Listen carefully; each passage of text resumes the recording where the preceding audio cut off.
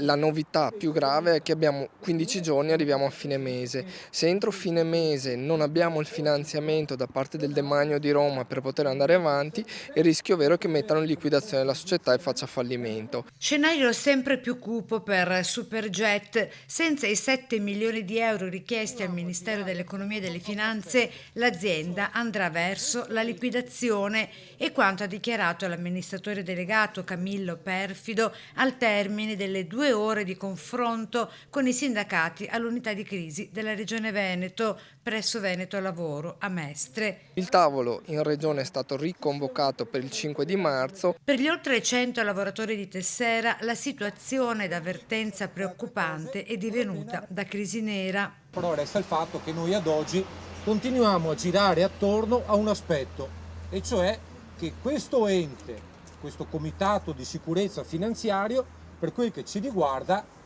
decide di girarsi dall'altra parte quando si tratta di prendere delle decisioni che riguardano il nostro futuro. Se entro 15 giorni non arriveranno risposte concrete dal MEF, scatterà il piano B, chiedere a Leonardo, che detiene il 10% delle azioni, l'integrazione del personale Superjet per salvaguardare i 110 lavoratori, sospesi da anni in una situazione di stallo aggravata dalle sanzioni internazionali e dal blocco delle attività della joint venture aeronautica. Leonardo, che fino ad oggi è rimasta assente dai tavoli, non si è mai fatta sentire e insomma su 55.000 lavoratori, come si dice, assumere, come si dice, all'interno del perimetro di Venezia competenze, tra l'altro ex officine aeronavali, quindi sempre Leonardo, insomma potrebbe essere una soluzione che mette finalmente a riparo queste famiglie.